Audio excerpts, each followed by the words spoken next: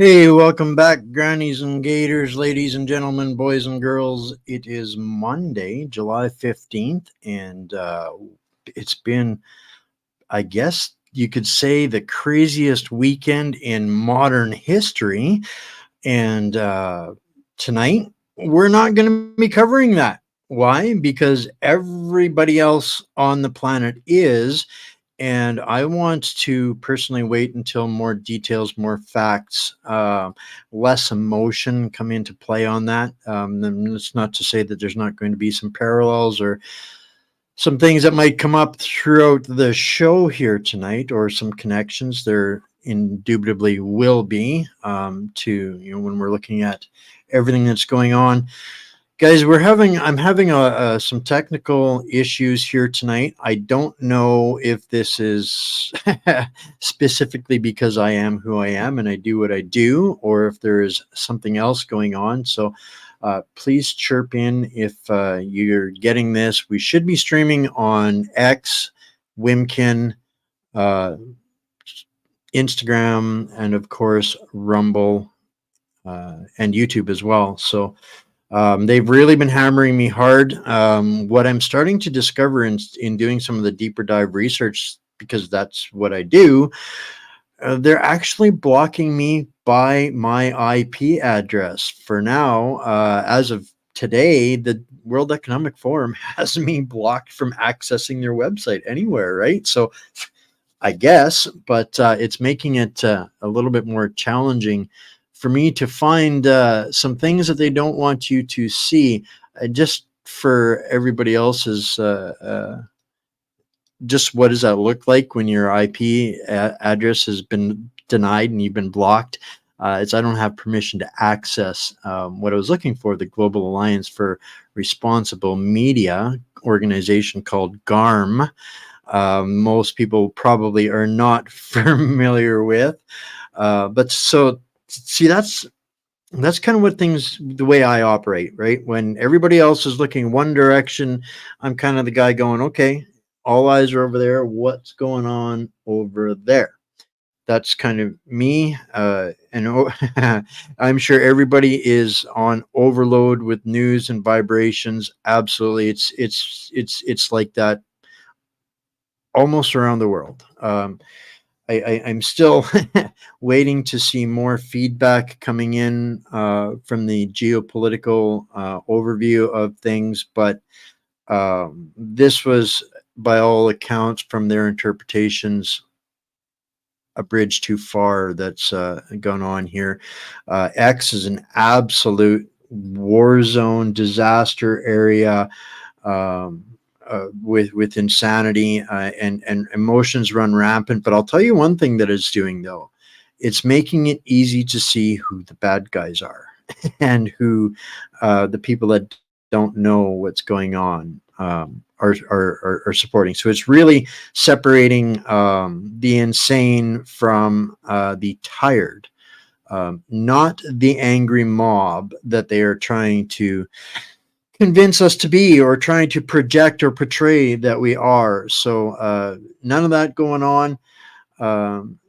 Hey, awesome. Hey, Brian's dogs, awesome. Thanks for the $1 boost there, guys. That's something in that. Wow, my stuff is all way out to lunch here. I was late getting started because it made me start. I couldn't start my stream. It took me 5 tries to get my stream even going.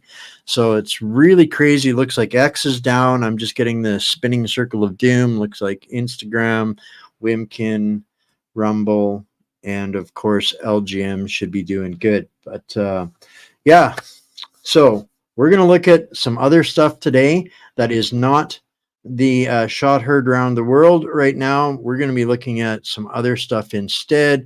And we're going to start with something that I believe to be exponentially true in all matters.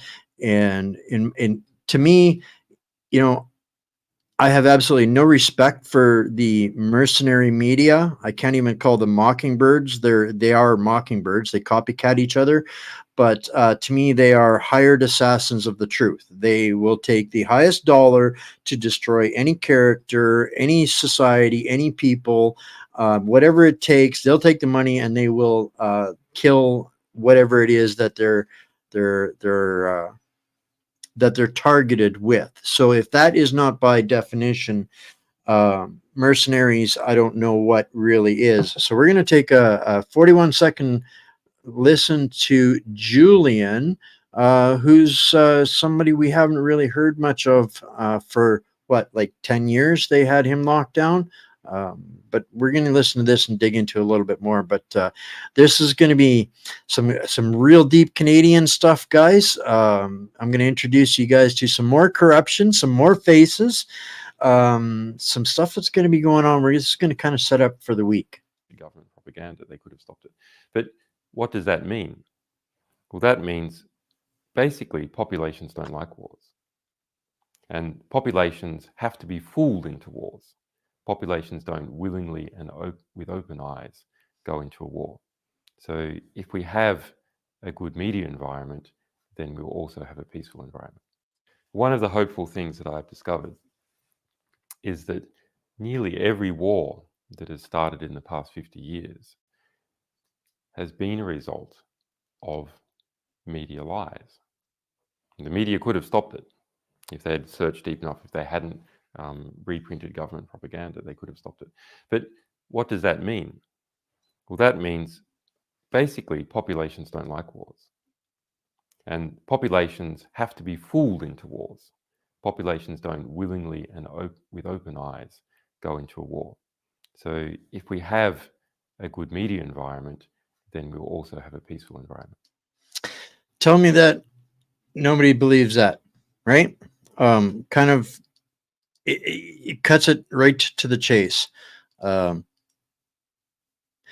no, it looks like X has been taken down. I'll see if I can. No, it's telling me I'm live here, but yet I'm not able to pick it up on my watch panel. So really not sure what to say about X, guys. So fingers crossed.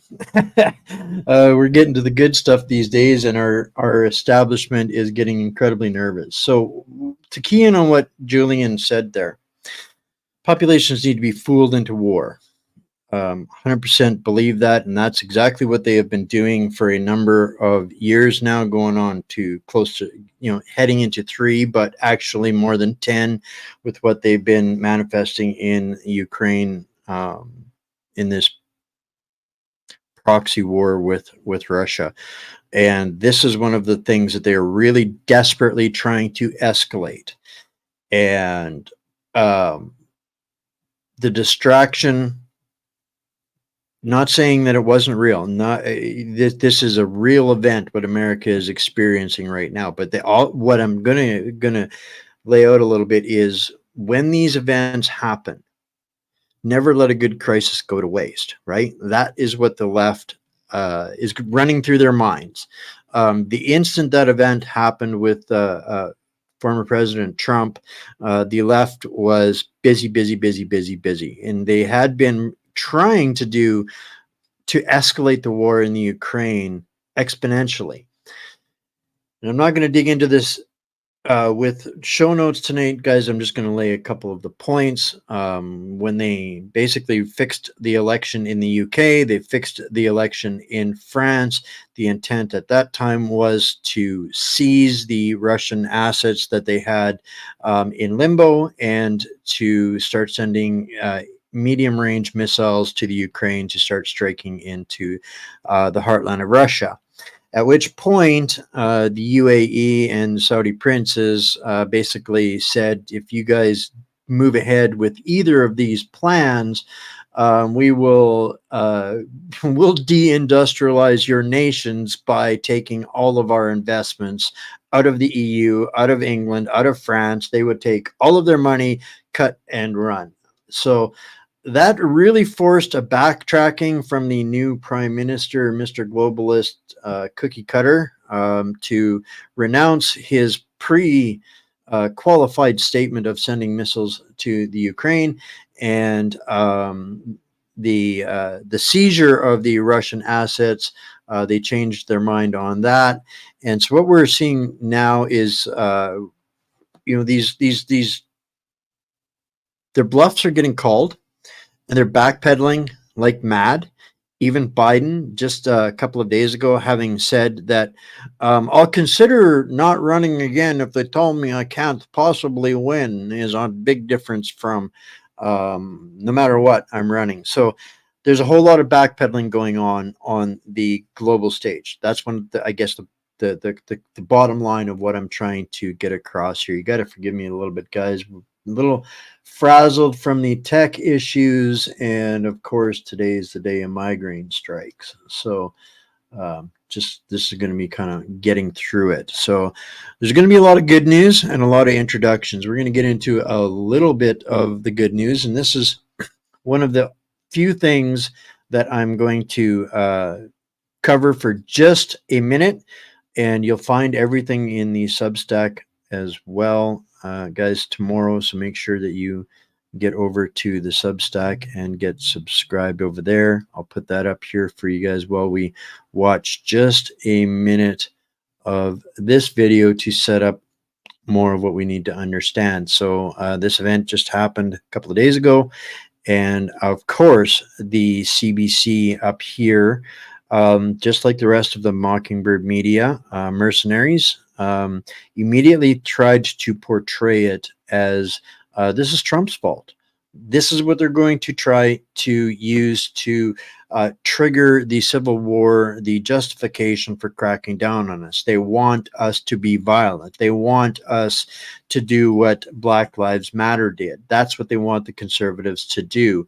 And this was what up here in Canada, because our liberal hashtag WEF Fourth Reich all operates in lockstep.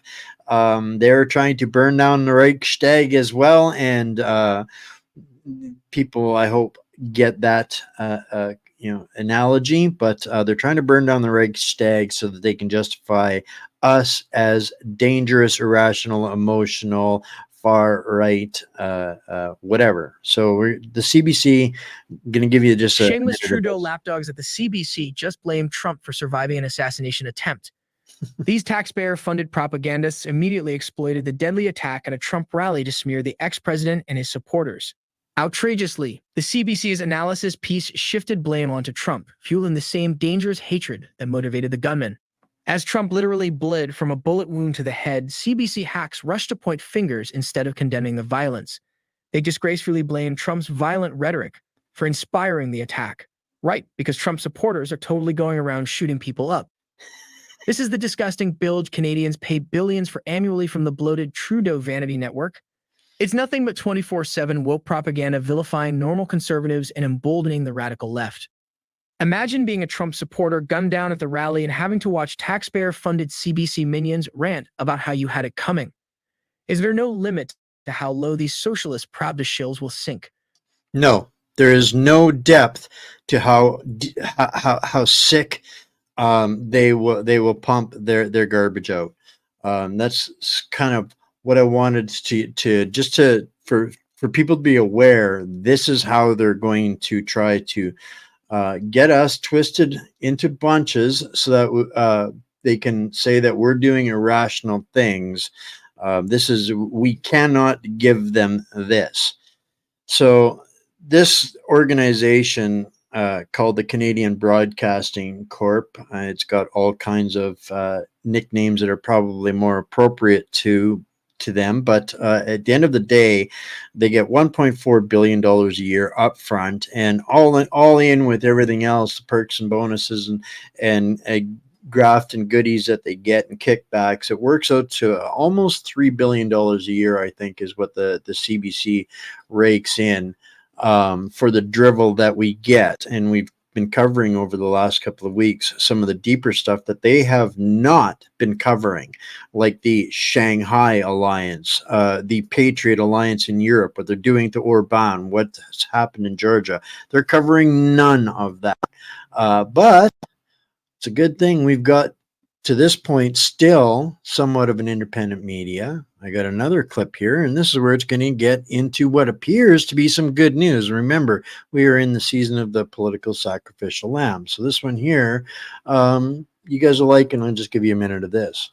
A shocking RCMP investigation just dropped a bombshell of corruption right in Justin Trudeau's inner circle. Turns out Trudeau's own personal consultant, Clara Visser, is facing criminal fraud charges for ripping off taxpayers while billing multiple government departments. This indictment exposes the depth of corruption rotting Trudeau's scandal-ridden government to its core. Even the PM's closest confidants are shamelessly betraying public trust. Conservative MP Michael Barrett grilled Trudeau, demanding to know how many fraudsters pocketed some of the $20 plus billion shelled out to liberal-friendly consultants.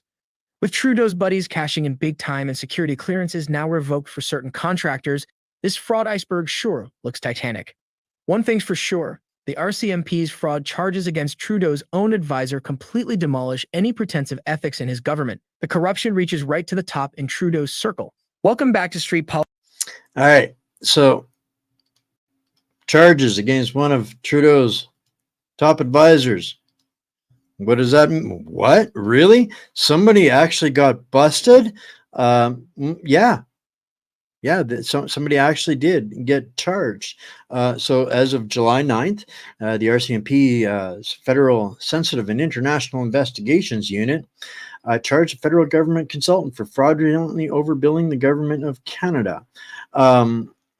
What she really got away with, we'll probably never know, but in a period of 1 year from or 6 months, I guess it was, from January to June of 2021, she raked in an estimated $250,000, $250,000 of your taxpayer dollars, and as a result was charged with fraud over $5,000. Now, court for Clara Visser will be September 6th, 2024. So that's this year coming up. What they're not really telling you guys is, to me, this is smoke and mirrors, and again, the sacrificing of the political lamb. What did she get? Who is this person? To be honest with you, it was very difficult to find out. I went looking. I could not find almost anything on this lady whatsoever.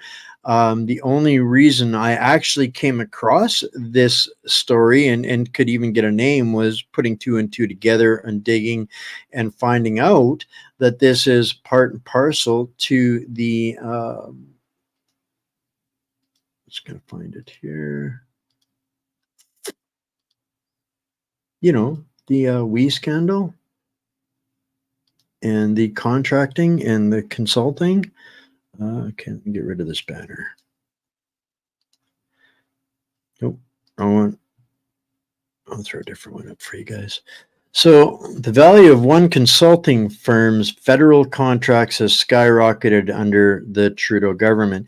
So this time frame, January 1st to June of 2021, was just at the beginning of COVID. And as a consultant to Trudeau's inner advisors, this lady's 68. What is she actually, for a charge of fraud of $5,000? What is she actually? What kind of accountability can we actually expect, or justice for the people? And for me, looking in on this, if she's Trudeau, one of Trudeau's closest advisors, stealing $250,000 in 6 months that she actually got caught for, how many years and how many other dollars has she gotten into? And that started me back, funny enough, into the ArriveCan debacle. And I watched another video a couple of weeks ago that connected to somebody that we've been putting under the scope a little bit lately, because they're a company that Canadians really don't know much about. We don't know what they're into, but they sure do get a lot of government money. And we talked about what they're doing now, and then I'm referring to Deloitte, getting into the disease business. And what is Deloitte actually? We're going to look at their kind of their mentor corporation and how this has come to be. So now, believe it or not, yeah, I'm actually pulling up a CBC article because this article led me to a whole bunch of interesting stuff and a few very interesting people that I'll introduce to you all shortly. So the value of one consulting firm's federal contracts has skyrocketed under Trudeau, and I pulled this one up to share with you guys because this is the amount McKinsey has been raking in from since 2016 right up to 2022. They've gotten a little over $100 million that we know of so far at this point.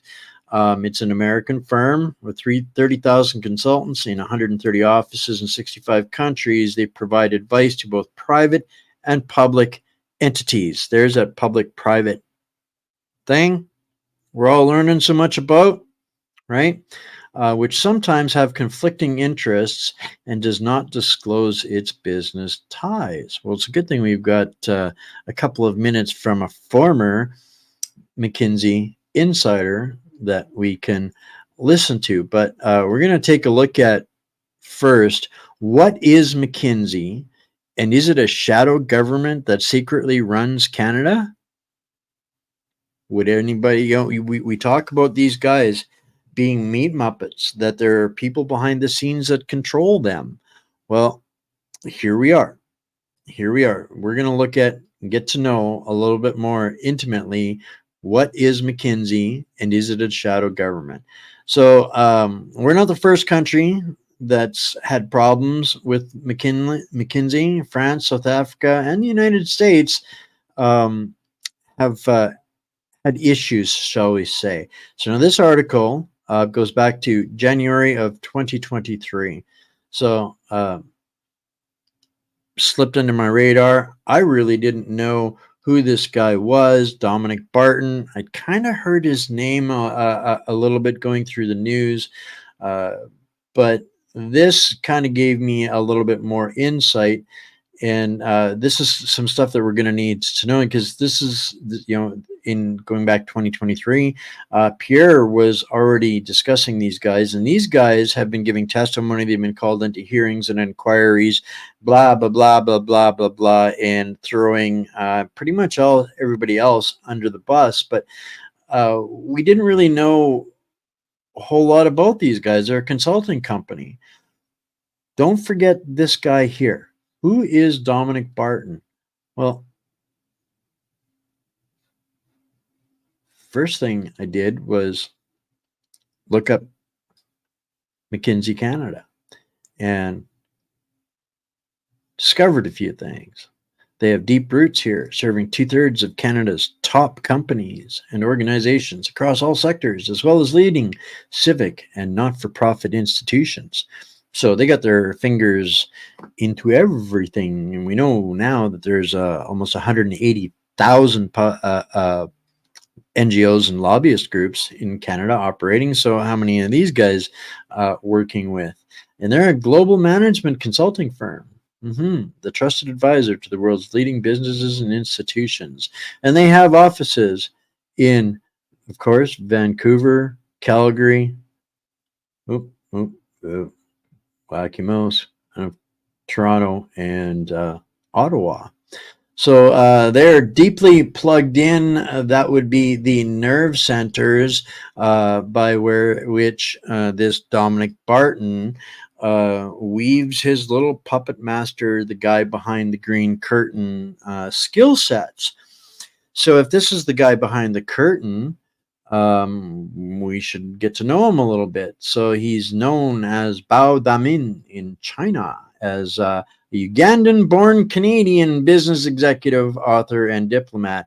I just learned today, guys, that we have 27 foreign-born members of federal parliament and as many as 20 plus in most of our provinces each. So How much control do people with foreign influences have, and how much influence do they have here in Canada?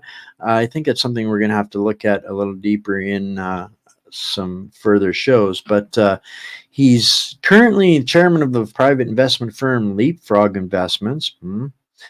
I haven't looked into them, and this is why I put all of this together, guys, and put it all out in the Substack, because I am only one person, and I have to sort through mountains, unbelievable mountains of nonsense to get to news and truth and understanding. And when I put it all out in documents, others can pick up the things that they have interest in or ability to research, and this is how we beat the mercenary media. But he's also chancellor at the University of Waterloo. All right. He served as a Canadian ambassador to the People's Republic of China.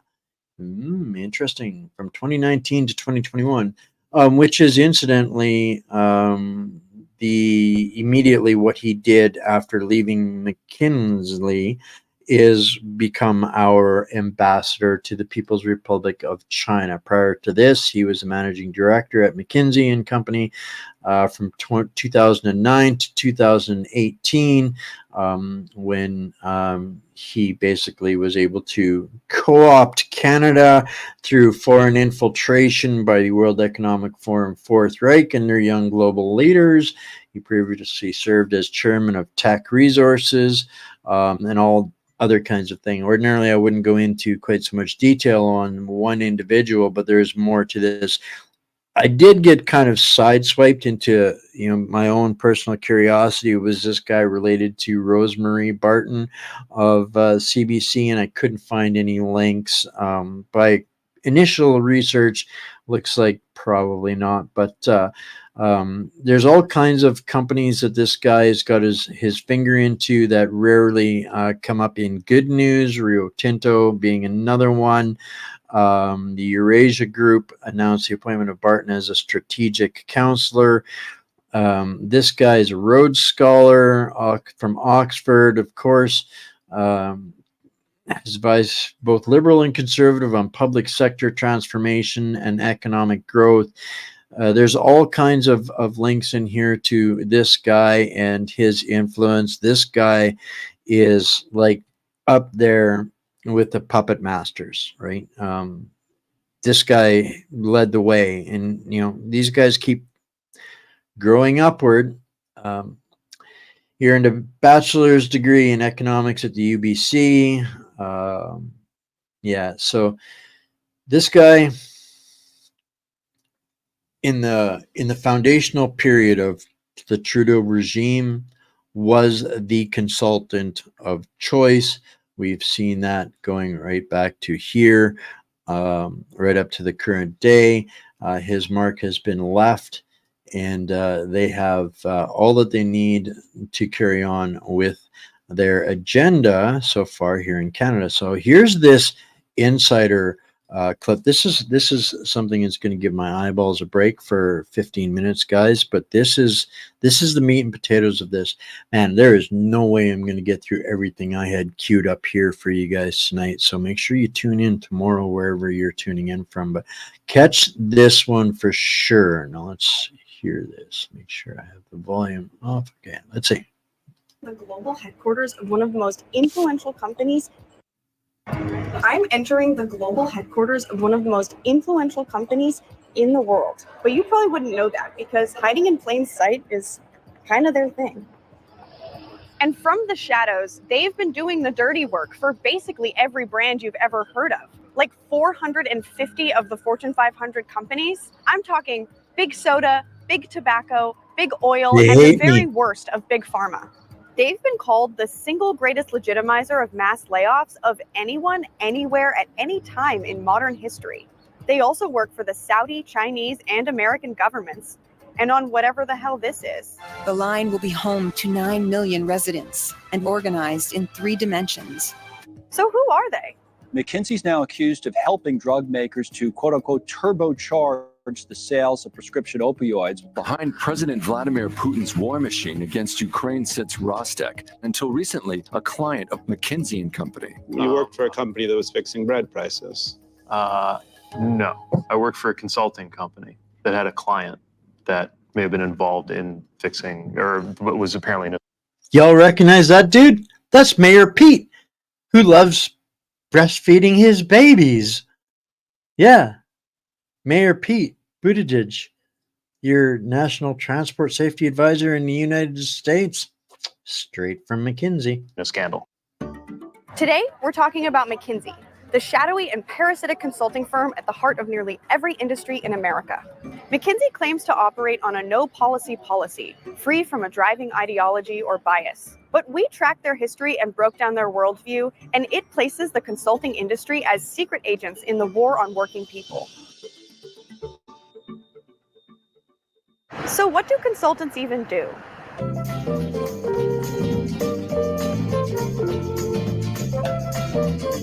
Our consultants work in many roles to solve our clients' toughest issues, whether as a trusted advisor or a hands-on coach. They integrate world-class problem-solving, industry and functional expertise and proprietary tools and capabilities to create change and lasting impact. Doesn't that sound just like Trudeau's favorite kind of gobbledygook? But yeah, Mayor Pete, gotta love Biden appointees, right? Okay, but what do they actually do? When I first applied and received an offer, I really had no idea what a BA does. The amazing thing is that what we do varies. Communicate, present, model, plan, problem solve. Be ambitious and find ways we can double our current rate of innovation. No, but what do they actually do? I had to ask some experts to get a straight answer. Well, in an ideal world, consultants add their brain power, to any company. That was Mike Forsyth, a New York Times journalist and author of When McKinsey Comes to Town. They come in as outsiders, look at a problem in a new way, and give good advice. Consultants claim to help organizations solve problems that they would not be able to solve themselves. This is Garrison Lovely, a former McKinsey employee turned whistleblower and journalist. Whether that's entering a new market, reducing costs, helping a government achieve its mission better. That's the idealized version. In the non-idealized version, the advice they give is bad advice, or the client they're working with is not a good actor. So where did this lucrative problem-solving industry even come from? McKinsey was founded right after a period of historic corporate mergers. From 1895 to 1904, 1,800 companies were crunched into just 157 megacorporations. And what happened next? Including some familiar ones like US Steel, Nabisco, General Electric, and AT&T. You might also remember what happened in 1929. So, She totally skipped over World War I. This was, why do you think there was so much destabilization in the world after 1,800 companies got turned into 157 mega corporations? Doesn't that kind of sound a little bit like what Canada and the US are experiencing right now? 1933, the government passed the Glass-Steagall Just before the stock market crash? Act, which stopped banks from speculation, which is basically gambling with the money regular people put in their bank accounts. But it was basically preventing businesses from sharing information with each other about what they were doing, and so they couldn't standardize practices as much. Consultants were a way to get around this, where they would work for one company and figure out what they're doing, and do this for a bunch of different companies within the same industry, and help these companies behave more or less the same way and standardize. In 1951, General Motors hired McKinsey to conduct the first ever study of executive compensation. The project was led by this guy, Arch Patton. He noticed that laborers after World War II, their wages were rising faster than management, and went to companies and said, hey, did you know that your workers are actually getting raises more than you are? And they were shocked by this, and this pioneered the field of executive compensation consulting. At the time of the study, the average CEO was paid about 20 times his typical worker salary. Now, averages hit between 200 and 300, with some outliers approaching 2,000. Thanks, McKinsey. They're management consultants. Since they were founded in the 1920s, they've been working with management. There is no equivalent McKinsey, for labor. When it comes to labor, they've got one MO. Layoffs. If they're not laying people off, they're making other cuts and recommendations that totally hurt workers and consumers. A very common thing is the CEO wants to enter a new market or lay off a bunch of people or close down some division. McKinsey will do a bunch of analysis and they'll come up with like all these clever seeming reasons why it makes sense to do the thing. And this is a way for the CEO or whoever else hired McKinsey to justify the decision. In 2005, the average annual salary for a Walmart associate was roughly $17,500. Its employee costs were going up because, associates, as Walmart calls them, were staying longer and longer and longer, but they didn't see a really big boost in productivity. So McKinsey came on board to help reduce healthcare expenses and to also try to trim benefits. And one of the findings and recommendations was to hire more part-time workers, because they don't have that burden of having all those benefits. McKinsey also recommended that Walmart consider reducing its overall investment in profit sharing and 401k programs, lower its company-paid life insurance coverage, and move employees to consumer-driven health plans. Walmart wasn't the only client that used McKinsey to try and save money. I want to point out here that this little info documentary clip really only covers the sunnier side, shall we say, of McKinsey. In the 1990s, McKinsey came on board with Disneyland, and one of the areas they looked at was overhauling the maintenance program. This was evil. You have to keep in mind, this is a place that had a spotless record. At that time, Disneyland had lots of mechanics maintaining rides. They made the rounds all day, tightening screws and bolts as needed and checking key safety features like lap bars. So the idea, again, cut maintenance costs, move the maintenance crew to mostly work the graveyard shift at night. The ride mechanic sent Disney multiple warnings of his safety concerns. McKinsey asked him why lap bars on a roller coaster were inspected daily when records showed they never failed. He replied, "The reason they don't fail is because we check them every night." It's like a pilot saying, "Hey, we haven't crashed in a while, let's just skip the pre-flight." Disney never responded to his complaints, and he was later fired. Not long after this, a child was seriously injured after falling out of a ride because of a lap bar issue. He never walked or talked again and died a few years later. Another serious accident occurred when an untrained supervisor docked a riverboat. It's just extremely dangerous. You need to have very well-trained people to do this. Apparently the wood, in the dock was rotted, and the whole cleat just shot out like shrapnel and wound up, killing one person and injuring somebody else. And another person was killed when wheels failed on the Thunder Mountain roller coaster. The cited causes of all of these accidents were staffing and maintenance. This is not the Disney that many people grew up with, and they all happened after McKinsey came on board. But Now, I want to make a point here from my own personal experience. I watched the oil companies do the exact same thing until people started getting hurt, and I blew the whistle on a bunch of companies and lost my career over it, and I was okay with that. But it's the same process.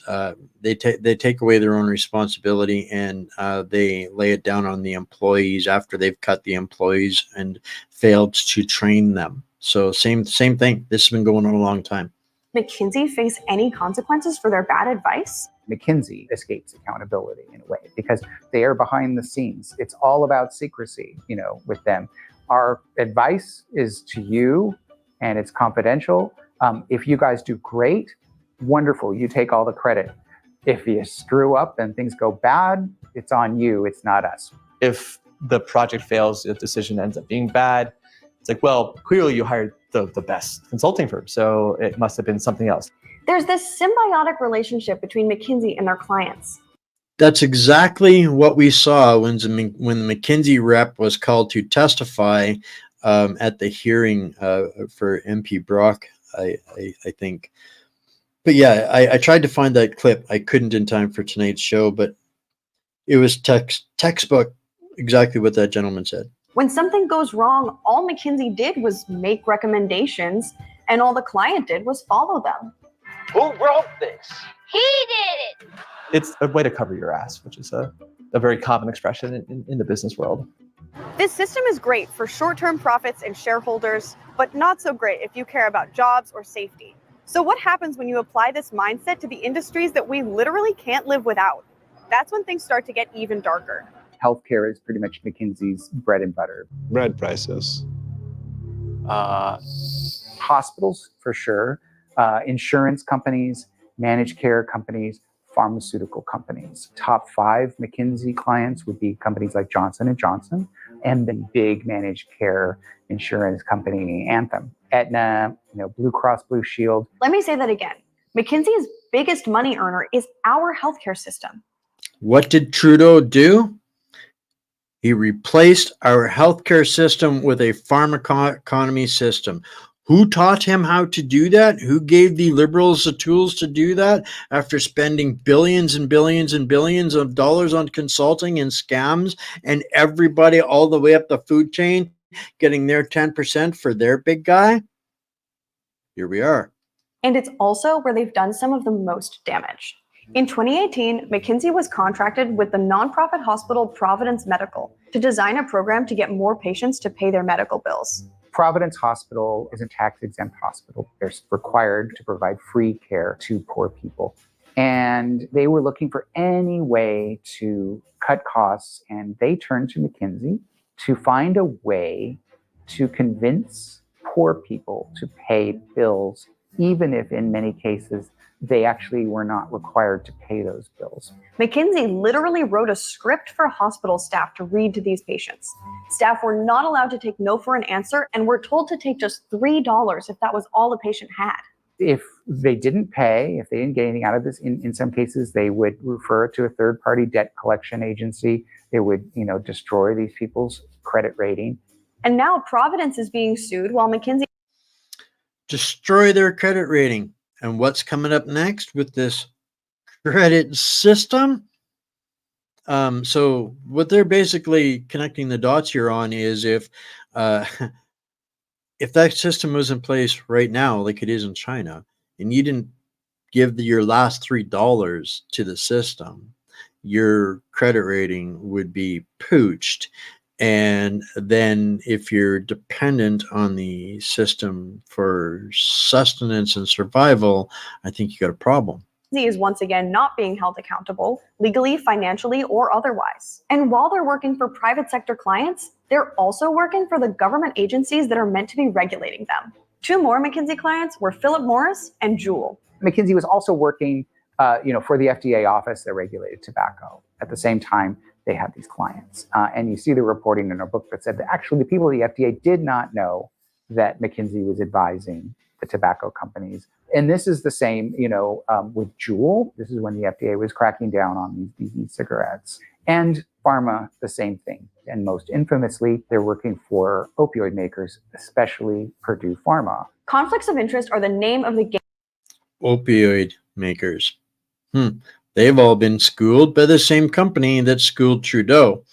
And I wonder where they're getting their expert opinions on implementing these safe injection sites and legalizing all of these hard opiates here in Canada that are absolutely killing people. Too many to count. We can't keep up. Game for McKinsey. They're like business class mercenaries. They'll fight for any and every side that will pay them, and sometimes even ones that don't. In 1997, the state of Illinois was trying to reduce welfare spending. They needed help, and McKinsey generously offered their services for free. One of the tricks McKinsey does, they will often come in and do pro bono work. And this is often a way just to kind of get in the door. Once their foot was in the door, they were called back by some of the same state officials 20 years later to help, this time with restructuring Medicaid. And this time, it wouldn't be for free. Around the same time, Illinois hit some budget troubles. It was found that they were in about $1 million of debt to basic medical services while sending $75 million to McKinsey. It was also found that under McKinsey's project, the state was paying $63 billion to 7 private insurers, 4 of whom were also McKinsey clients. According to the Illinois comptroller, this taxpayer money was spent with less oversight than a purchase of paper clips. Like a vampire, McKinsey got themselves invited in with pro bono work, and now they were sucking Illinois dry. They're on all sides of the food chain, you know, in the healthcare industry, and there's just so much money there. On their own website right now, McKinsey admits that healthcare in Illinois should be improved, specifically around opioid use. So cool that the solution to these problems they have actively helped create is bold collaborative action. It's like if someone came over to your house and used all your dishes and then was like, oh, according to my research, someone should probably do the dishes. Dishes are done, man. Once they sink their teeth into our governments, they stay for as long as they can. They make sure these agencies don't even remember a time before them. You just end up relying on these people who are getting paid multiple times what a civil servant will be paid and aren't really accountable to the public in a serious way and may just come through for a few months at a time and then move on to something else. And so you don't build up this expertise. Wait a minute. Isn't that what the National Post was asking about in January of 2023? Isn't a shadow government that secretly runs Canada called McKinsey? Do things that states need to do. They do all this while hiding behind the fact that they don't make the decisions. This guy, Richard Elder, was like, look, we don't do policy, we just do execution. We're not here to make choices about what policies are good. All the values were about doing right by our clients, having an obligation to dissent, but that doesn't mean the dissent is going to go anywhere. Just means you're not going to get fired for speaking out. A former McKinsey employee told Michael that a manager would advise new recruits to wedge yourself in and spread like an amoeba. Once in, you should spread yourself in the organization and do everything.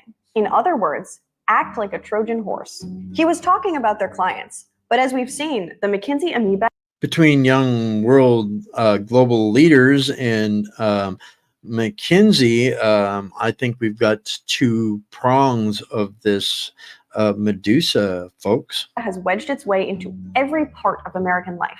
So what should we do about it?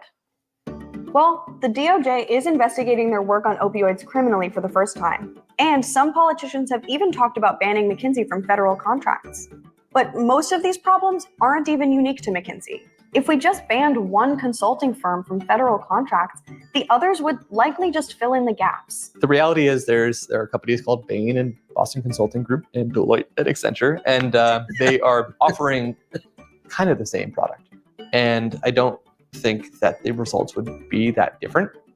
Ultimately, we need to untangle the dependency on consulting McKinsey has fostered in our government. Things are set up in such a way where if you just cut off the consulting firms, I don't think you can build up that capacity overnight. This is like a kind of a generational long project. And I think that requires, governments paying people more and creating workplaces that are more appealing, as well as just a philosophical change of public-private partnerships are not.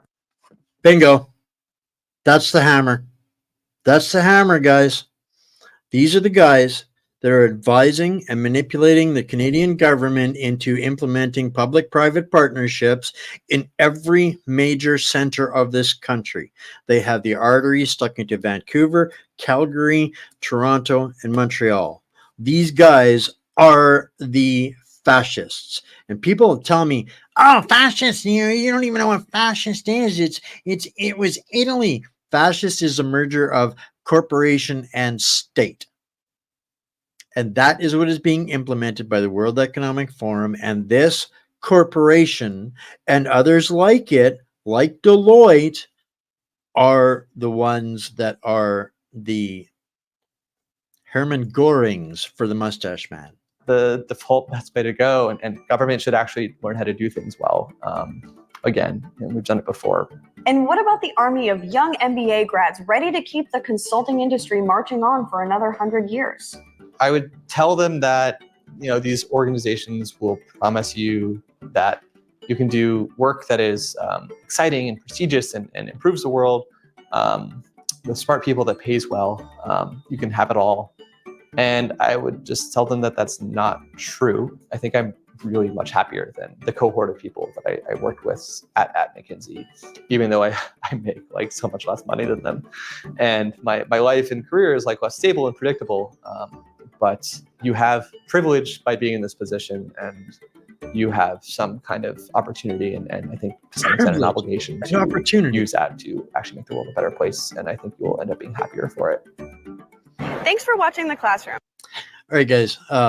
That was what I really wanted everybody to see, was exactly this connection between these consultants and power brokers and how they have infiltrated our country doing the bidding of these young World Economic Forum leaders. And they're just going, we're just calling in the experts. We're just taking their advice, right? Now we're going to take a little bit of a look at who McKinsey is.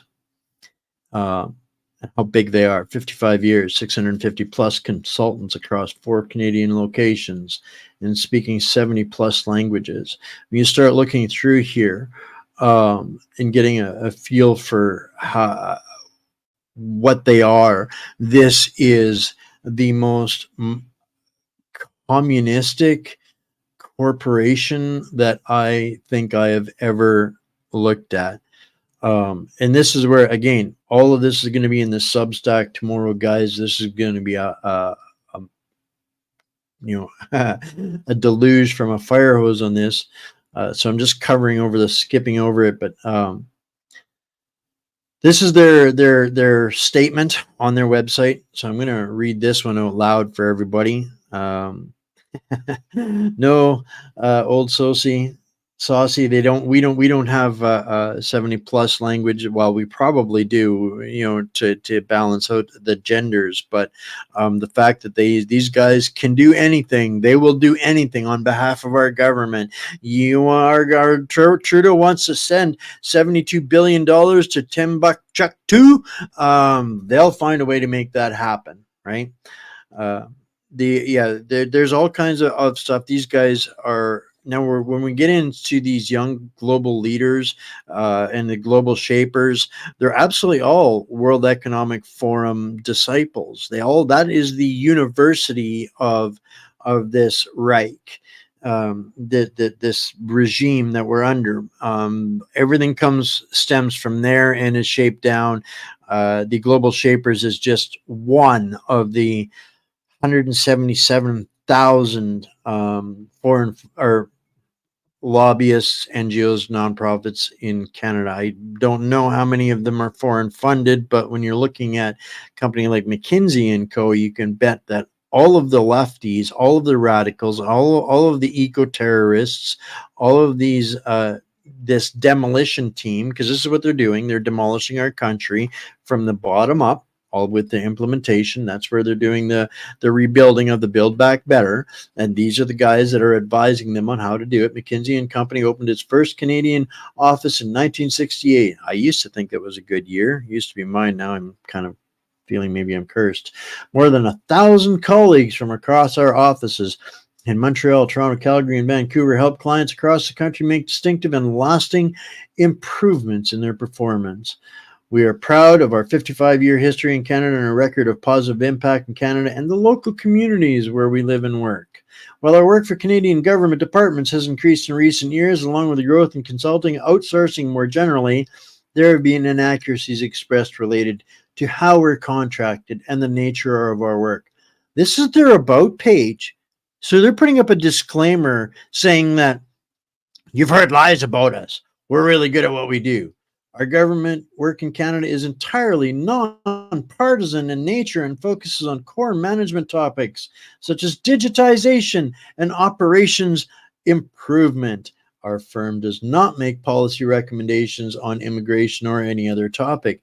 No, they only were a part of the GC Strategies Corporation that's being investigated and fighting with the Canadian Border Agency. So they got their sticky little fingers into all of that. So even though they claim they're not making recommendations on immigration or policy, we know pretty much that they are. We follow the relevant procurement laws in all of our work, and any suggestion to the contrary is simply inaccurate. All of the contracts awarded to McKinsey by the federal government fall under the same public procurement laws and methods used to procure all goods and services in the federal government. I doubt that. Government contracts are subject to review by the Canadian International Trade Tribunal and are awarded by the public service following a rigorous review of technical and price criteria. We are proud of the work we do on behalf of the Government of Canada and the programs which we have strengthened through our independent analysis and advice.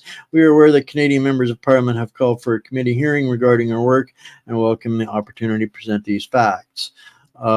This is so deep into the swamp here, guys. This is exactly what this dude set up and organized and structured for the government at hand. And beyond that, some of you guys might have heard of this Century Initiative. Well, this just so happens to be exactly the brainchild of this clown right here. Again, another globalist, overreaching, insane initiative. This is purely diabolical, guys. Canada's at a crossroads. Yeah. Oop. It's not okay. Our population is aging. Workforce participation is shrinking. Economic growth is tied to population growth. Which side of history will Canada be on? We can manage our growth or accept our decline. This is that globalist population, depopulation, restructuring, great reset, planting the seeds of that. And this guy is the maestro. This is all one complicated mess. I do apologize, Billy. This is why I'm going to leave it all in there in the Substack, but I'm trying to kind of dig into what these guys are all overarching. These guys are like the generals. They only deal with the implement, the structure. How do they put that? The actual tangibles of it. And this guy here, I pulled up, I should, hopefully it's still here. This guy, besides his coziness to the Chinese regime, McKinsey got caught up in a massive corruption scandal in South Africa and has been harshly criticized over the advisory services it provided to Purdue Pharma to help it boost sales of OxyContin, the drug at the heart of the opioid crisis. Now, Barton can paper over those unfortunate years at McKinsey and sell himself as a former ambassador. Reputation washing, absolutely, and a little bit more. Now, I'm going through these articles and this research. I just want people to understand how deep these guys are crushing us. And this is like these guys. If I was to use a World War II analogy, would be the Blitzkrieg armored divisions. That's what McKinsey is, right? They are the tank class. They are the technocratic management. No matter how brilliant, they cannot unwind structural inequalities. This is going back 4 years. This is really something that our friends south of the border will be more interested in. But make no mistake, everything that Mayor Pete Buttigieg destroys in the U.S. has everlasting implications. We are against these same invaders, the same destroyers. The same demolition crews are attacking the U.S. as they are in Canada. And they try to pretend that they are just bumbling ineptitude individuals, but they are not. They are deep, diabolical, and they are all connected together in this mess. And this ArriveCan, this is why they are so desperate. The Trudeau regime is so desperate to hide this, to cover this up. Now, these are some really long articles, but I just wanted to pull up this section here for everybody. I'm going to go a little bit long on this, but I'm still going to leave a lot for tomorrow. But a few months later, after whatever, Amanda Clark, and this is the person I'm interested in hearing this. An associate professor at Carleton University School of Public Policy and Administration told the committee looking into the contracts for McKinsey that the reliance on management consultants is not an accident. Not an accident. Why do you think dude got such a cushy appointment from Mr. Trudeau? Is not an accident. It's an inevitable dynamic of a public service that has suffered from a lack of investment in talent and recruitment and reforming HR practices to make it a load of bunk. But I pulled up what she said in hearing, and I'm going to add this into the chat as well. She's not really seeing the full picture, but she is bringing up evidentiary material we have got to continue to support the efforts. Mr. Brock and those that are chasing after answers to this, because it's just an endless money pit. It's not an accident. It's not an accident, guys. That's the point that I wanted to drive home out of this. So a couple more links that I'll be adding into the Substack where this is just one case. Did I have something pulled up here in this one? I don't remember. But there's others. But this is where it came out about Trudeau's advisor. So now we're starting to connect the dots in a full circle. McKinsey, Mr. Barton, Mr. Trudeau, and ArriveCan, McKinsey, all part of the same loop of theft, crime, fraud, and they sacrificed a 68-year-old lady now and kind of letting her off the hook with a $5,000 charge to say, see, we are pursuing justice. We got one, guys. This, habitual or not, at 68 years old, that's who they're throwing to the wolves to cover their own asses, as you heard that farmer guy just discuss. And absolutely, I want to pull this one up here. 18 billion to Ukraine, and I brought up a new bill that would put more hundreds of billions of dollars in shells going direct from our, mining material to the manufacturing to shells for Ukraine. This is, both sides of the political aisle in Canada are getting involved in this future military and industrial complex, or trying to feebly. But yeah, this is them throwing this one lady to the wolves to cover up the money laundering and all of those things, is what they're doing, right? And sacrificing the one individual. And of course, everybody covered it, even the True North. I'm going to put all of these links in there. There's more stuff to go through. We read the news release. I'll make sure that's in the link as well for later tomorrow. And let's see if no, the rest I'm going to leave the rest of this for tomorrow, guys, because it's kind of the next step. And tomorrow we'll start off with the next plan. BlackRock is the investment firms. So we know about BlackRock, Vanguard, and State Street. But it's not our governments with the brain power to implement all of this globalization and World Economic Forum forthright, guys. It is not Canada that. It's not Trudeau or any of those meat muppets that are the diabolical brain children behind this demolition of Canada.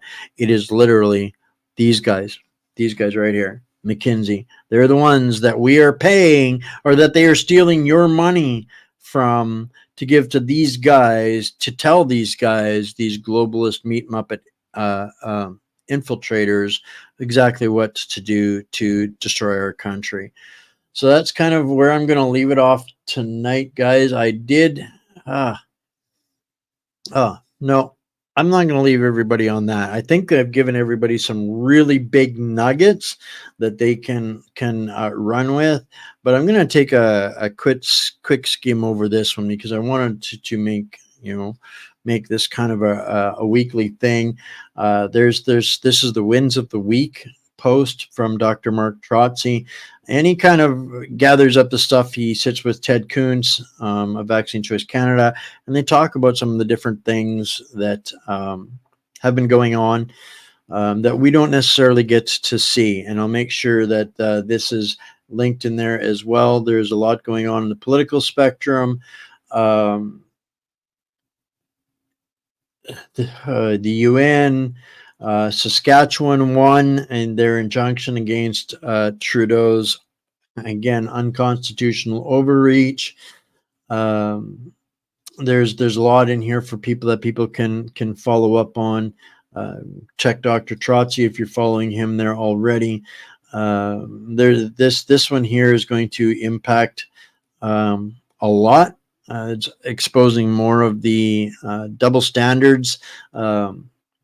Trudeau, talks big against Russia, but yet kisses their butt so that he can get the special titanium that Boeing Canadian company needs for their Airbuses here.